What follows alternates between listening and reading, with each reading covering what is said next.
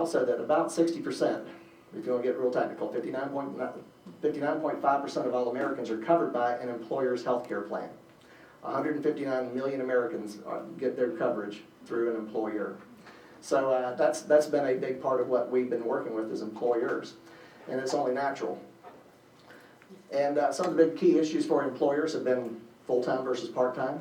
You may have heard of some employers, and this actually has happened. Some employers have moved their employees from full-time to part-time. For instance, Regal Cinemas, which I love going to Regal over there in High Point because they have the IMAX theater. I know y'all got one in Raleigh as well. But my girls have already said, we're going to go see the Hunger Games on Friday night. I said, all right, we'll go. They've moved all their employees to part-time other than store managers. So they have very few full-time employees. And to me, that's a big pay cut. Because if you're used to putting in 40 hours a week with Regal, and they tell you all of a sudden you're down to 29, well, how are you going to replace that income? You got to look for another job, or at least a part-time job. So these folks are hurting because of that. The reason that Regal did that, and also, by the way, Universal Studios out in LA made a big deal about doing that earlier in the year as well, is an employer cannot be fined on a part-time employee. They only get fined on full-time employees. And I'll tell you what the fines are. I'll just give you broad brushstrokes as to how that works. If you're not an employer, and if you are an employer even, and have fewer than 50 employees, don't worry about it. Because the fines are only given out to employers that have greater than 50 employees. In fact, on Monday nights, I'm in a wine group, and this Monday night was cool because we made sure to have our wine group in a place where we could watch a football game. That was a lot of fun. I happen to really like the Patriots, but since I am a Carolinian, I do prefer the Panthers, so it's nice to see them win.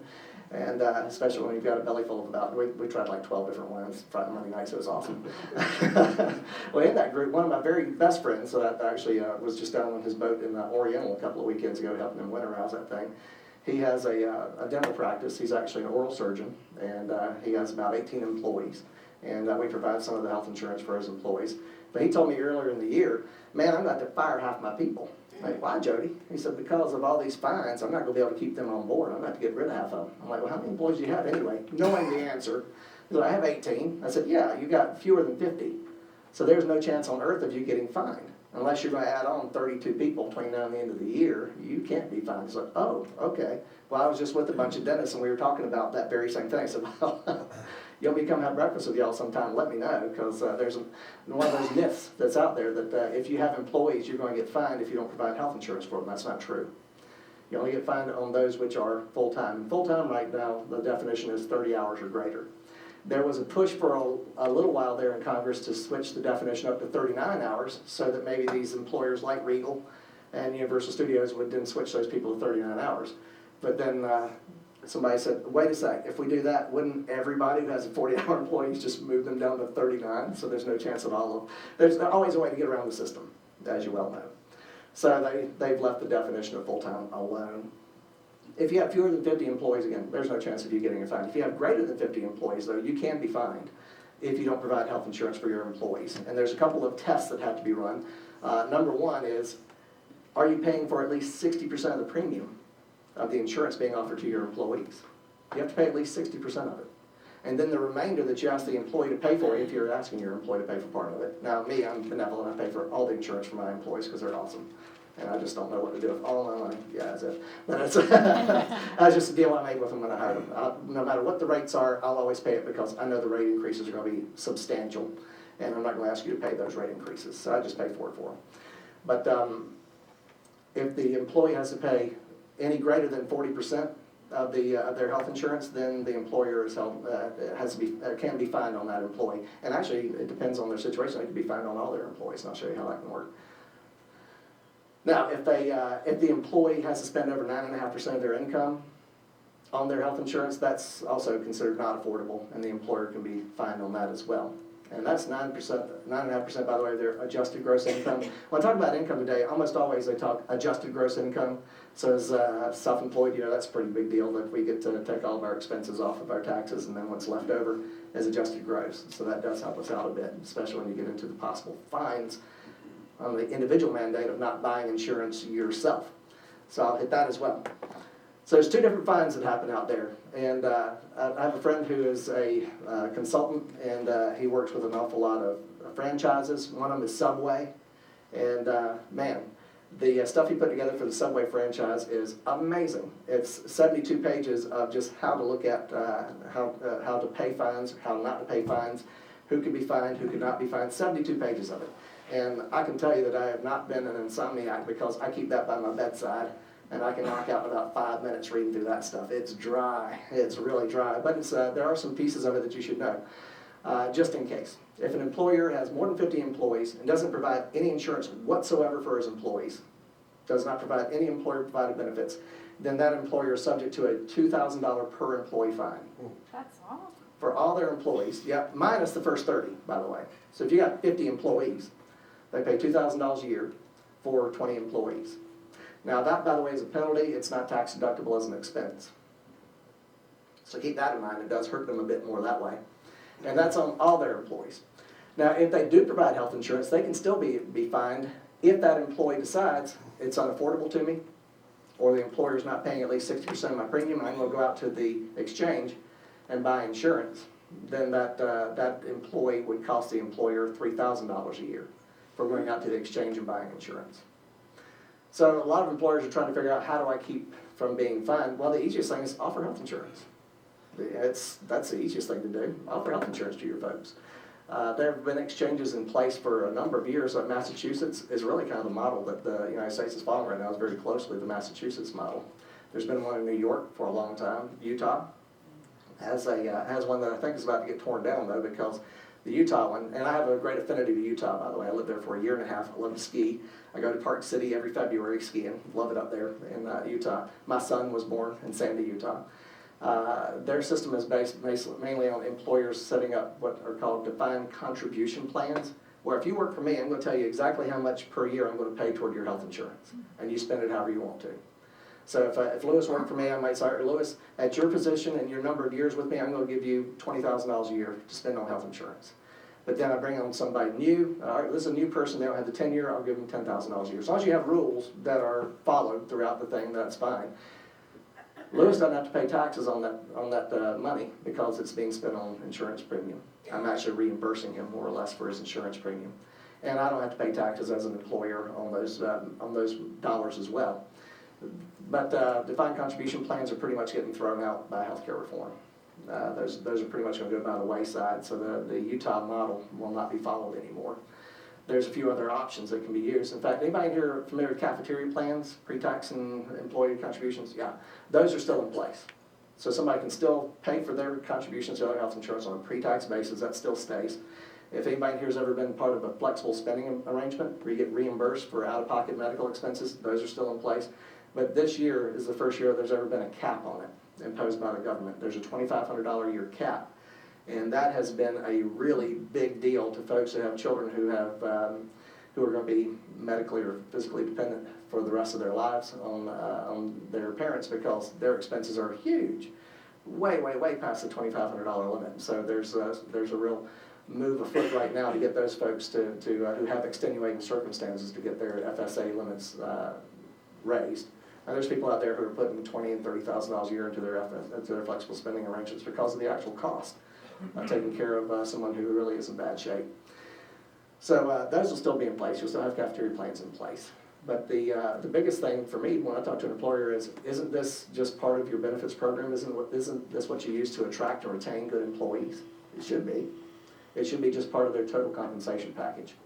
And so with employers, we're really advising them as strongly as we can, provide something. Let's come up with something. Now, what a lot of employers are going toward is self-funded plans.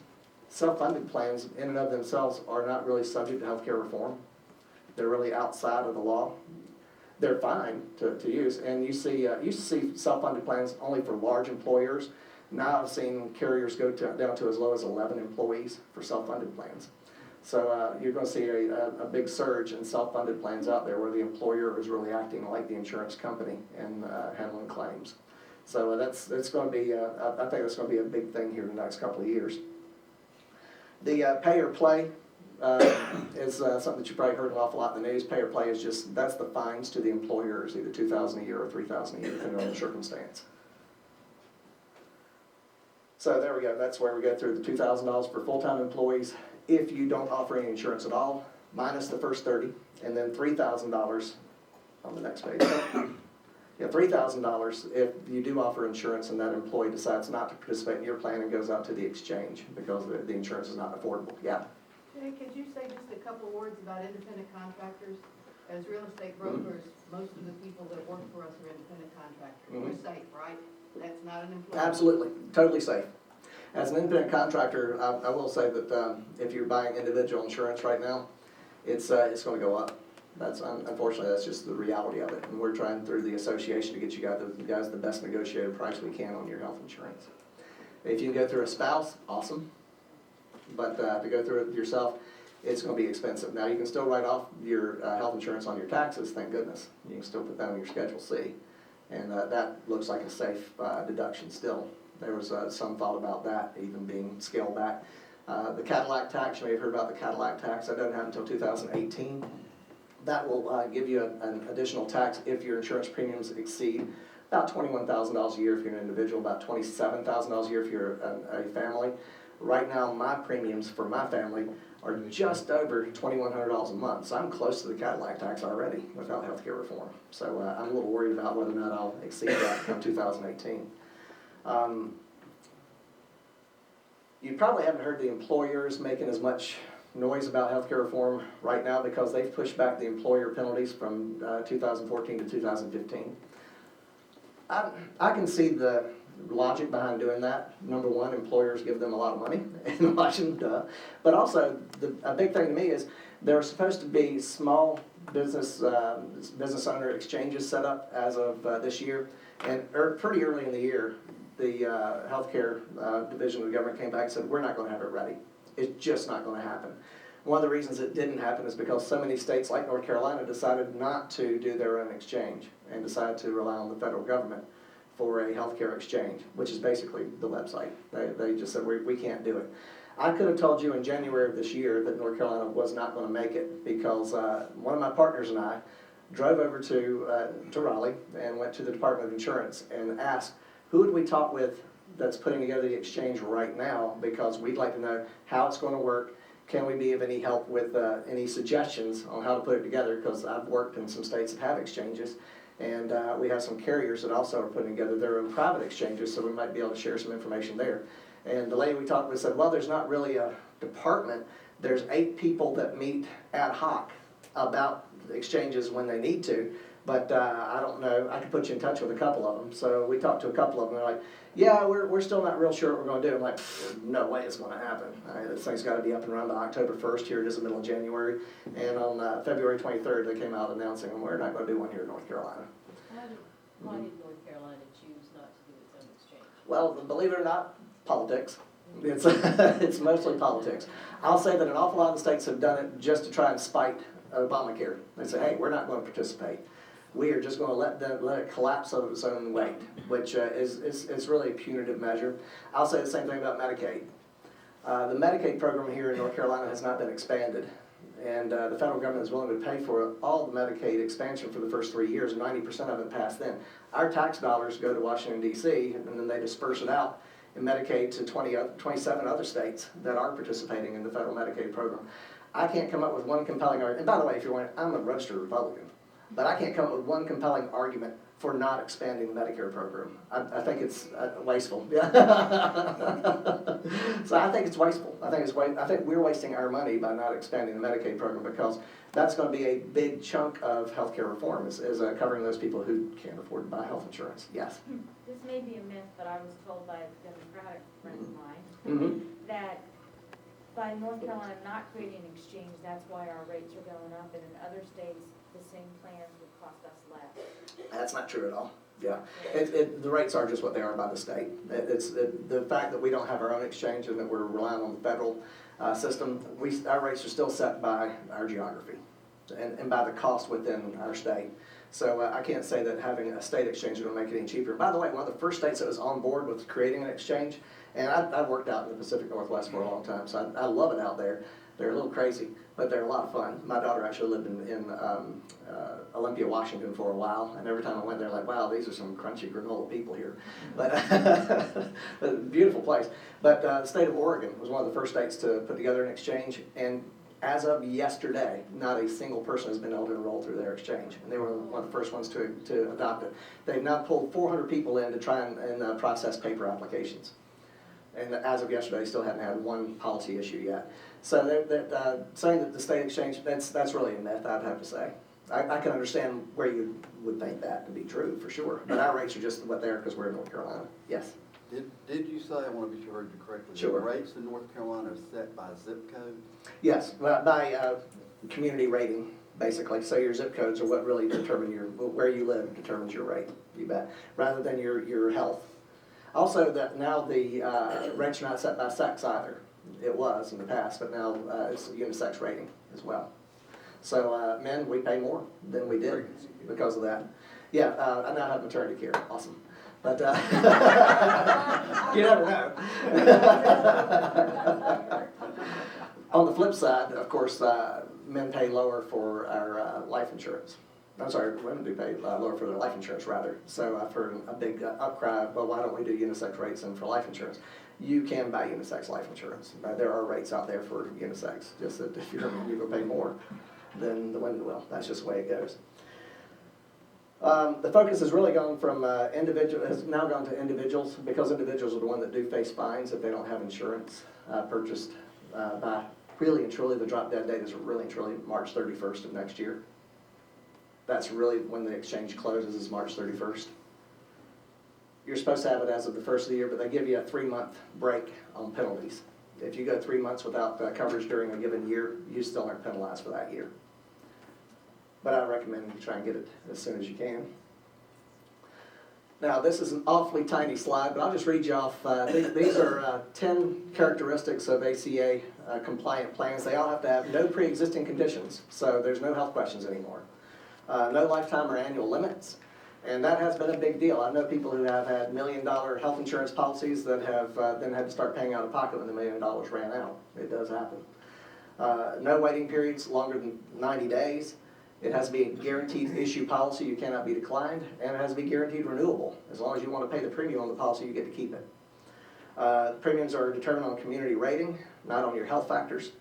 There's 4 levels of coverage, basically: bronze, silver, gold, and platinum, or as we've nicknamed them, the metals plans. A bronze plan has a 60-40 coverage, 70-30 on silver, 80-20 on gold, and 90-10 on platinum. Your out-of-pocket maximum for 2014 would be $6,350. That's the most you could be out of pocket between deductibles and copays. That's the most you could be out of pocket as an individual. For a family, it's double that, $12,700, which sounds like not much money when you say it real fast, right? Until you got to try and stroke a check for it, then it changes. Plan has to pay for at least 60% of everything owned. That's the minimum value threshold. That is a bronze plan. That is really the minimal coverage considered compliant so that you wouldn't be penalized. 10 essential health benefits that has to at least cover, yes, How are they getting that community rating? What data are they using to determine the community rating? Oh, believe you me, it's the actuaries for the insurance carriers. So the carriers are the ones that are responsible for the actuary data. Yeah, Blue Cross and Blue Shield, they can tell you just about down to the person what their costs are for Wake County versus Orange County versus Guilford County. That's where it all comes from, is the carriers. Can we please ask that you hold your questions and make a note of them until the end so that Jay can complete his presentation? That way he may answer your questions as he's moving forward. And I can run right down a rabbit hole, I promise you. So it's your basic plans have to cover ambulatory patient services, emergency services, hospitalization, maternity, newborn care, mental health and substance abuse disorders. Prescription drugs have to be covered in your coverage there. There's rehabilitative services, laboratory services, preventative and wellness services, and pediatric services to include oral and vision care for children. Penalties. In 2014, if you as an adult do not have health care, then your penalty for the year is $95. If you have a family, it's $95 per adult in the family, and half that amount, $47.50 per child. The maximum in 2014 is $285, or 1% of your adjusted gross income, whichever is higher. So if your AGI is $50,000, your penalty would be $500 next year. Keep that in mind, that the AGI is always going to be looked at as a penalty as well. In 2015, it goes up to $325 per adult, $160,000 $2.50 per child, and the maximum is $975 per family in 2015, or 2% of your adjusted gross income. So if you're making $50,000, your penalty could be $1,000. And you still have no health care. Whoops. All right, in 2016, it goes up to $695 per adult. Half that amount, $347.50 per child. The maximum that year in penalties would be $2,085, or 2.5% of your adjusted gross income, or if you make $50,000, again, that's $1,250. Future years, it will be adjusted for inflation. I was told early on that'd be the maximum. That's all. Now I've gotten some updates, and Louis and I were talking about the Healthcare Reform Act because we both downloaded it. I downloaded it first onto my iPad, 2,407 pages, and my iPad got 4.5 pounds heavier. But that's a lot of regulations. My New International Version Bible has 1,991 pages in it, and that Act's got 2,407 pages. There is a printed version you can get from the government that's 907 pages. It's somewhat abridged. But since then, there's been 190 different amendments to it and opinions written on it. If you add up all those pages, there's just over 10,500 pages of clarifications to that 2,407 page document. If you stacked it all up on top of each other, it'd be about this high. So Louis and I are talking about doing that in our old age. Let's just read through it all. Yeah. No, I think we'll have lives. But these penalties are coming, y'all. And that's where one of the big myths lies that I'll touch on with you guys, where the penalties come from, if I can get around to it. Expansion of Medicaid. Again, here in North Carolina, we have not expanded our Medicaid program. You can still apply for Medicaid in North Carolina. It's just that once the money is gone, it's gone. There's a flat-out dollar amount that they've got in a big bucket. Right now, 1.5 million North Carolinians are covered by Medicaid. That's a lot. There's less than 10 million people in this state, and 1.5 million are covered by Medicaid. Most of them children, by the way. But still, when the Medicaid money is gone, it's gone. So I wish that they would reconsider getting us back on the Medicaid program through the federal government, because that's 100% paid by them for at least the first 3 years. Subsidies. Low-income people can qualify for subsidies toward their health insurance premium. The lower your income, the higher your subsidy. The higher your income, the lower your subsidy. It really varies between 100% and 400% of the federal poverty level, which is adjusted every year. Depends on how many people you have in your family. Basically, if you're single, the lower end of it is just over $15,000 is the lower end of the federal poverty level. The 400% of that would be about $57,000, would be 400%. So if you earn over $57,000 and you're single, you won't qualify for a subsidy towards your health insurance. The subsidy, by the way, is paid directly to the insurance carriers when they finally get their payment system untangled. They go straight to the carrier, and then you pay the difference to the carrier. Early on, that was a big worry, was, are you telling me that this would be like a tax refund where I have to pay the carrier all year long? My premium might be $2,000 a month, and I got to pay them, and then wait to get a refund for my subsidy? How many people could do that? Like, nobody. So they have clarified the system, and the subsidies will go directly to the carrier from the federal government. You only pay your difference. That's been a big problem too with the healthcare.gov website that this lady raised Cain about, that was in the Rose Garden, was that she looked up her rates on the website and was all excited because she was going to pay like $24 a month. Woohoo! And then when she got a letter back in the mail saying, actually your rates are going to be about $250 a month, she was beside herself. So be careful about what you get through other sources. I can promise you this: you come through Worksite Associates, we've got the latest and greatest stuff that goes through the carriers, through healthcare.gov's calculators, so we know what your subsidies really and truly are. We've not yet missed one, so I'm happy to report that. What's an exchange? Is pretty simple. It's just an online portal where you can purchase insurance. 24 states built their own exchanges. 36 states are doing either have relied on the federal government totally, or there's 10 of them that are doing federal and state exchange. So there's 10 states out there doing both. They're allowing both to happen. North Carolina, we're part of the federal exchange for now. Theoretically, it allows you to shop and compare health plans based on benefits, price, cost sharing, quality. When this was being done early on, there was some discussion as to, well, wouldn't that take the place of an insurance agent? I'll use you guys as an analogy. Do you think that the web will ever replace you as real estate agents? I mean, can somebody really go on and do one of those 360 views and buy a house off of it? Make an informed decision about the neighborhood, about taxes, about everything else, without your assistance? Duh. I would never ever buy a house without an agent, because I need somebody who knows the area. I need somebody who knows what's the best loan sources, for instance. By the way, I did hear this from one of my wine group members' wife is a realtor over in Greensboro, and she asked me if I knew the difference between a terrorist and a loan underwriter. You can negotiate with a terrorist. That's sorry, y'all. I see y'all in the back with the daggers in their eyes, yeah. I'm sure you got some insurance jokes. I've got some good ones too, actually. But really, it's set up for you to get questions answered, and we actually have our own private exchange set up for the North Carolina Association of Realtors, and I'll show you how to get to it here shortly. Well, the problem with healthcare.gov right now has been it's not been fully functional, as you well know. And in fact, they're pulling it down every night between 1 a.m. and 5 a.m. to do updates to it. So you can't even get on the website between 1 a.m. and 5 a.m. Not that I've tried to do that, a couple times, just to see if it was really what sort of message you get. It's not the 404 message, by the way. It's a different message altogether.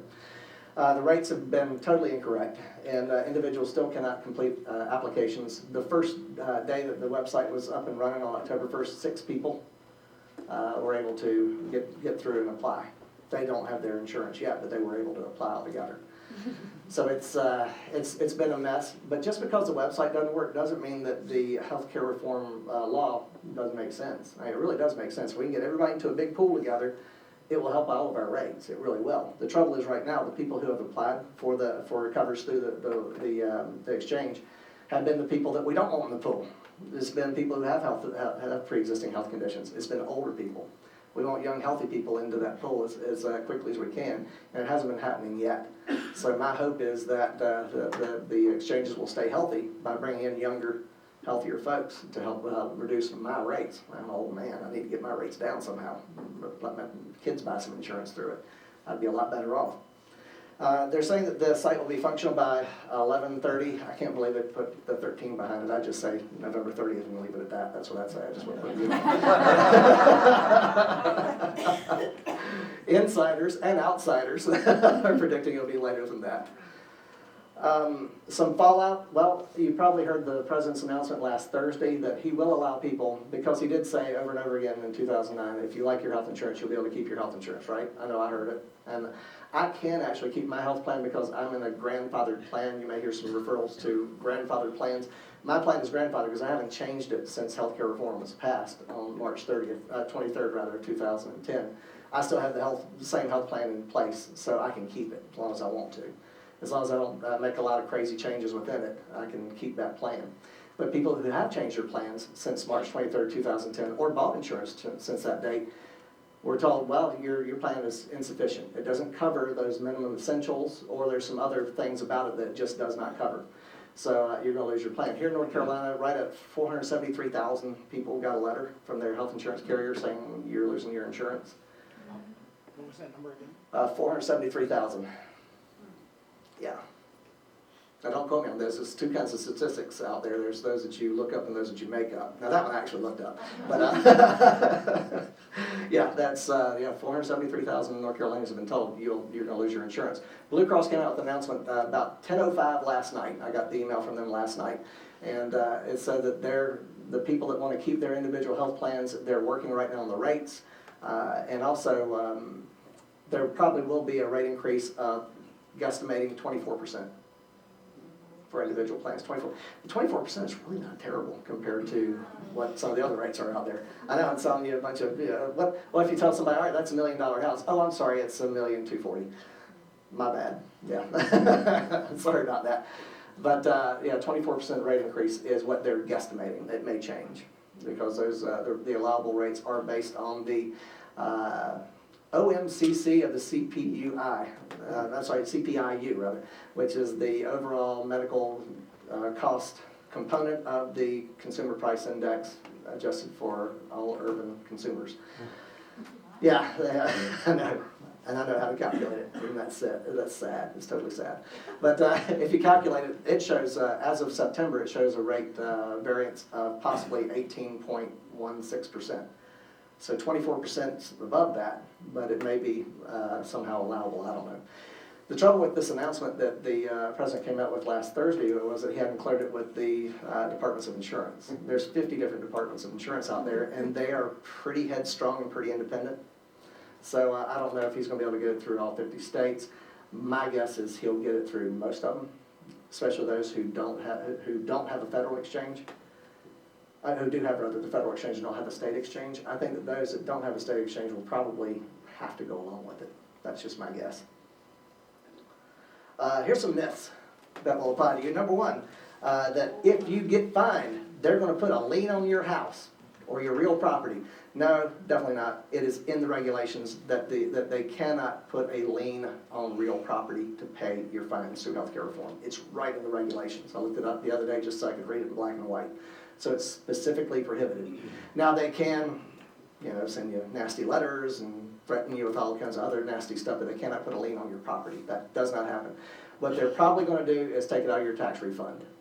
That's how most of these fines will come down. Either you'll get a bill for it, you pay them, or they'll take it out of your refund. A 2.7% tax on sporting goods. Now, I lived in Montana for 6 years before I moved here. So I'm an avid hunter, fisher, skier. I really like bow hunting a lot, all that stuff. It's a good way to hang out with friends out in nature. And I'm a terrible one, so the animals are pretty safe around me. But early in the year, there was an email that was circulated very widely showing, hey, there's a 2.7% Obamacare tax on your sporting goods, because here's a receipt from Cabela's, scanned and put on a website, and then it got sent around to everybody. My dear mother up in Virginia sent it to me, saying, Jay, I know you buy an awful lot of ammunition and your bow hunting equipment and rods and reels and stuff, and they're going to start charging you 2.7% and calling it a medical excise tax. That's what it is, a medical excise tax. Cabela's did it by accident. It was an error. Absolutely positively an error. It was never, ever, ever supposed to be charged to anything other than providers of medical equipment that have pieces of equipment that cost over $100. And that's paid from the medical equipment provider to the government as a tax.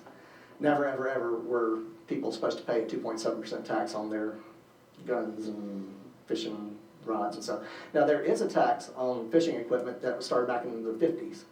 That's a sport fishing tax to help keep, that's part of what pays to keep fisheries stocked. That's been around since the 50s.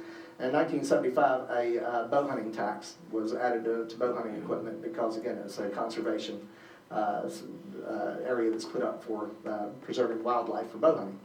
So that's a myth. There is no 2.7% tax on sporting goods. If you see it on somebody emails it to you, go to Snopes.com. I go to Snopes a lot. And every year, without fail, my mother will send me the email saying, hey, if you forward this, Bill Gates will send you $2,000 whatever it goes to. She sends it to me every year. Mom, well, I know somebody who knows somebody. No, you don't. Be sure to give that Nigerian prince $10,000. You can get $50 million too. Be sure to do that while you're at it. Yeah, Medicare funding is going to be slashed. I've heard that too. Not true. Now, Medicare Advantage, which is a private insurance project, is being dismantled, and the money is going back over into Medicare. But for those of you who, I don't know if any of you are on Medicare, I don't think we have any in this room is of that age, but you may know some folks who are. Medicare Advantage is being phased out because it is a private insurance program, and it's being phased out, and all that money will be rolled over into Medicare. So Medicare people are not going to lose their coverage. Here's a good one. There's going to be a 0.9% tax on your income because, and it's going to be called a Medicare tax. Now, as an independent contractor, we currently pay 2.9% of our income, our adjusted gross income, in a Medicare tax, right? There used to be caps to it, by the way. I remember back in the day, I was so excited I was able to pass that tax when I lived in LA. Woo! I actually get up to where I pay nothing. All right. Not anymore. But what this Medicare tax is on high income. Once you hit $200,000 in adjusted gross income as an individual, there is an additional 0.9% tax added on to you. Family, $250,000. So if your adjusted gross income as a family is $250,000, there is an additional 0.9% Medicare tax. And that was part of healthcare reform. The 3.8 sales tax on real estate transaction is true, right? No, it's not, I know it's not. What happened there is, it's a similar tax on capital gains. If your capital gains exceed $200,000 for an individual or $250,000 for a family, there's an additional 3.8% fee added onto it. But in case you're not really familiar with the capital gains taxes for 2014 versus 2013 anyway, there was a jump anyway. There's going to be a jump anyway. This is just added to that jump. It's a pretty significant jump, actually. You're going to see a lot of people dumping stocks at the end of this year. Good time to buy stocks will be at the end of this year, because people will be selling them to get rid of them, to avoid the taxes, the capital gains tax. So I'm not telling you where to put your money, but at the end of this year, there's going to be some good buys on stocks out there. I've got my antenna up. Forced home inspections. Whoa, yes. They're going to send jackbooted thugs into your house and inspect it and see if it's acceptable. And if it's not, they're going to throw you out of your house. I've heard all kinds of stuff like this. Awesome. The only home inspections that they talk about are not really home inspections. You can request, if you are infirmed and cannot leave your house, you can request a nurse to come to your house to help you talk about your medical condition. They're not there to inspect your home, they're there to just talk over your medical condition. That is just now part of the Affordable Care Act, is that now there are really home health visits available from nurses if you want one. It's not forced on you, it's totally voluntary. Free emergency room treatment. Everybody's going to go to the emergency room now. People don't have health insurance, go to the emergency room, it's going to be free. Illegal aliens will go to the emergency room, it's going to be free. People who don't have health insurance are going to go to the emergency room and it's free. Guess what? That's the way it is right now anyway. That hasn't changed a bit. Back in the Reagan era, in 1986, the Emergency Room Treatment and Labor Act was passed in 1986, saying that if you go to an emergency room for an emergency treatment, or if you're in labor, you have to be treated. Now, that doesn't mean it's free. You still can be billed, and I suspect that you're going to see medical facilities get a whole lot more proactive on trying to chase down bills, because there's an awful lot of incentives for hospitals to operate more efficiently now. And part of that efficiency is bringing in more money than they put out. So I think you're going to see a lot more collection activity on the part of a hospital these days. But never ever has emergency room treatment been free. It's just been available, and you still get billed for it. It's not like you never ever have to pay. And also I've heard this, oh, I'm just going to send them my stuff on paper because that's faster than doing it electronically. Sounds good. No, it's still got to be electronically sent through healthcare.gov in the end. So even paper applications, we can take a paper application from you, it's not a problem. But we still have to send it in through the federal government. It still has to go through their website for subsidies to happen. So paper, unfortunately, right now is no faster than electronic. And in the insurance industry, by the way, it's almost always exactly the opposite. I was used to, on an electronic basis, submitting an application and have it sometimes issued on the spot while I'm sitting there, if I'm in a good wireless area. And then on paper, it might take a week or two. So paper enrollment is not any faster than electronic right now. There's my number, yeah, 273,000. I remember that from me and Elizabeth typing it up yesterday. People received cancellation notices. As of yesterday, Blue Cross and Blue Shield did file extensions for those plans. We don't know for sure what the rate implications are. Right now they are guesstimating a 24% rate increase to keep the plan you had. A few solutions here. Well, what are you going to expect in the immediate future? Well, education, just like you're getting today, hopefully. I don't know if you're going to learn anything out of this, but I'll see what I can get between your ears here. Technology is going to be the big factor. It's always been the driving force between healthcare reform, is trying to make available to people different websites and information so that you can look up and make your own informed decisions. There's going to be a lot more carrier competition. That's good. I like the fact that carriers are going to compete against each other for the best rates. Since we have 93 carriers altogether, and we picked out the two biggest and best in North Carolina and have been able to negotiate rates with them, I think competition is going to be good for us in the end.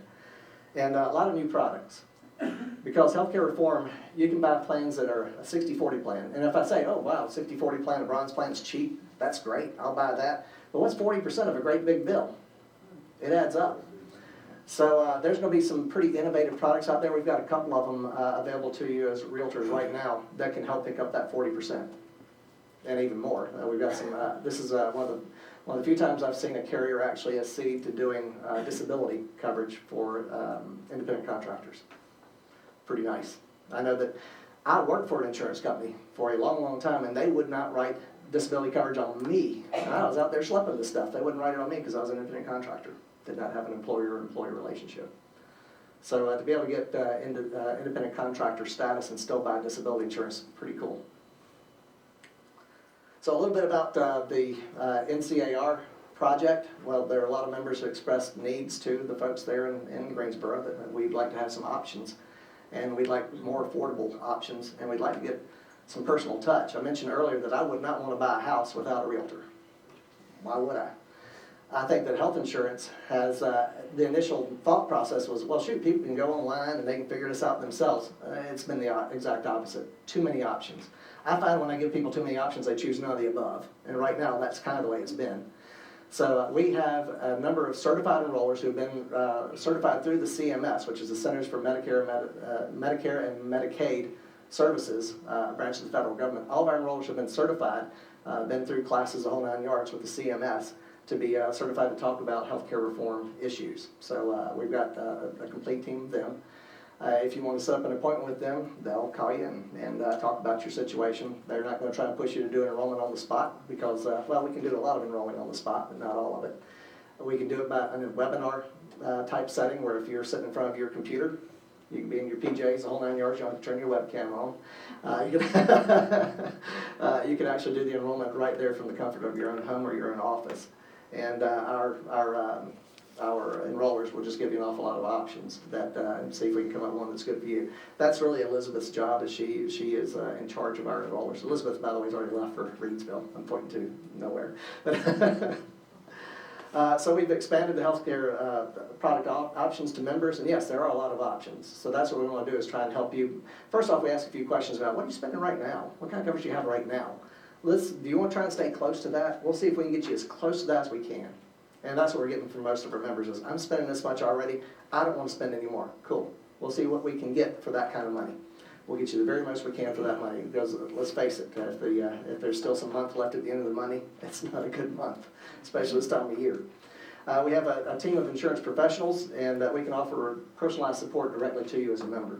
And we also have web portal content that's going to go across the NCAR website starting hopefully next Monday. If not, it'll be the Monday after that. But we're working with Robin and Blair there at the NCAR in Greensboro, being added to your front page content of your website. 2013. Yeah, Monday of whatever year, yeah. Now they're going to totally revamp their website. You're going to see a new look to it probably about February. So we'll actually have a different look on it in February. It looks pretty cool from what I've seen so far. Who's powering it? Well, I represent Worksite Associates, and between the three founding partners, we have just shy of 100 years of insurance experience between the three of us. And we're based out of Huntersville, North Carolina. And our technology is provided by a linked agency. And I've known the owner of Linked Agency now for 17 years. They are right at the bleeding edge of technology when it comes to insurance. In fact, we had a really large carrier, a $120 billion carrier, come meet with us last week because they want to figure out how to use some of our technology. So we're right, Eric Miller is the owner and COO of Linked Agency. If you meet him, dude talks 900 miles an hour. I have to turn my ears to hyper speed whenever he gets to talking. But he has put together an amazing program for our folks, and it's all powered right out of Huntersville. And Triad Care is a division of Blue Cross and Blue Shield, and they have been really helpful for us on an awful lot of things. They're the ones who gave us the concession on really reduced rates for this association, and also a telemedicine benefit that I think is pretty cool, actually. I've signed up for it through, I'd already signed up for it for a different carrier, but I'll give you a little bit of information about that. But right now, what we can offer to you is a major medical through Blue Cross and Coventry, depending on where you live. Coventry isn't everywhere Blue Cross is for right now. Telemedicine, health and wellness programs, hospital indemnity plans to pay you cash while you're in the hospital, supplemental health offerings for critical illness and accident plans that are very inexpensive, life insurance, and we've got some guaranteed issue life insurance amounts right now that are pretty excellent that we're going through MetLife. Met has given us some big concessions on guaranteed issue life insurance.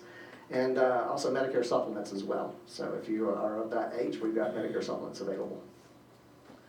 Right now, we're working through Blue Cross and Blue Shield of North Carolina. They do have 73% of the North Carolina market. Coventry, which has been bought out by Aetna. So when you see Coventry, it may say Aetna on it. They've been bought out by them.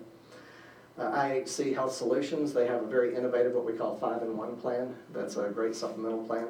MetLife, combined insurance is what we'll be offering you, disability insurance, and Triad Care for telemedicine.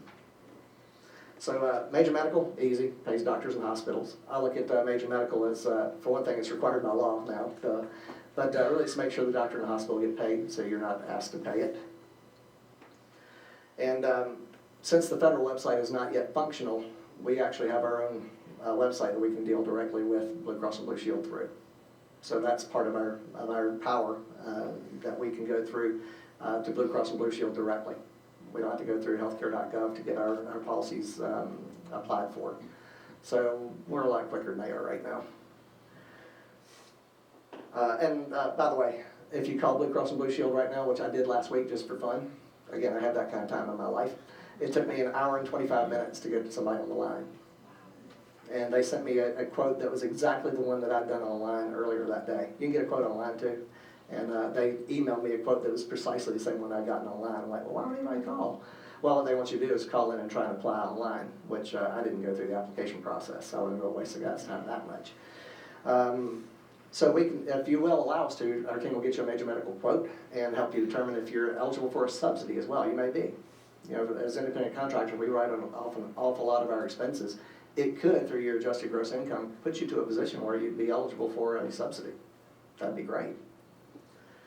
Our health and wellness program, we have a prevention-focused wellness program, telemedicine. Now, telemedicine is something that I like an awful lot because I have 3 kids that live with me right now. They're quote-unquote in school, but I think I'm learning more than they are. They have little things happen all the time. My daughter Scarlett was just up in York, Pennsylvania, visiting her boyfriend up there at York College, and she came down with a sinus infection. So she got on her iPhone, went on FaceTime, called to our telemedicine provider, talked to a nurse. Nurse did the triage, got all of her information, put her on the phone with the doctor for about, she said it was literally 30 seconds she talked to the doctor. Yeah, I've got a sinus infection, I'm blowing my nose, it's green. Doctor's like, all right, cool, we'll call into the closest pharmacy. They called the pharmacy, got her prescription filled. She went down and picked up her prescription without ever going to a doctor's office and without paying the copay. It's a $30 copay to go to the doctor's office under my health insurance. So we avoided that as well. So for me, it's just very convenient. If you're on the road, and I'm on the road a lot, it's nice not to have to find a doctor. Now, of course, they can't prescribe you anything like opiates. You know, you can't get stuff like that done over the phone. Shoot. But, but you can get an awful lot of things done, like refill prescriptions. If you get pink eye, I had my other daughter had pink eye. Well, we got that done over the phone. Just called her in some, it was actually non-prescription medication, but I wouldn't know to go in the pharmacy and ask for that stuff.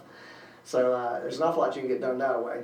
And there's chronic disease management. If you have heart conditions, diabetes, other ailments, they can do some custom management of those conditions. And there's a great online pharmacy program that gives you the lowest possible price. They give you the lowest discount available for your 5 different tiers of medications. And it'll even give you what's local to you. That'll show you where the pharmacy is nearest to you and what the prices are there. Have hospital indemnity insurance to pay cash to you to help you out with your out-of-pocket expenses, your deductibles and co-pays on your health insurance. And also, they can help you for time you miss from work. You know, if I'm not working, I'm not getting paid most of the time. If my spouse is out of work because my spouse is sick or hurt, and I'm not working too, I can't get paid disability because I'm not disabled. So cash benefits through hospital indemnity insurance can help you out with those lost income opportunities and help you out with your out-of-pocket medical expenses. Have a critical illness plan that pays for the big things, like cancer, heart attack, stroke, coronary bypass surgery, coma, paralysis, severe burns, major organ transplants, or an end-stage renal failure. Will pay cash for those.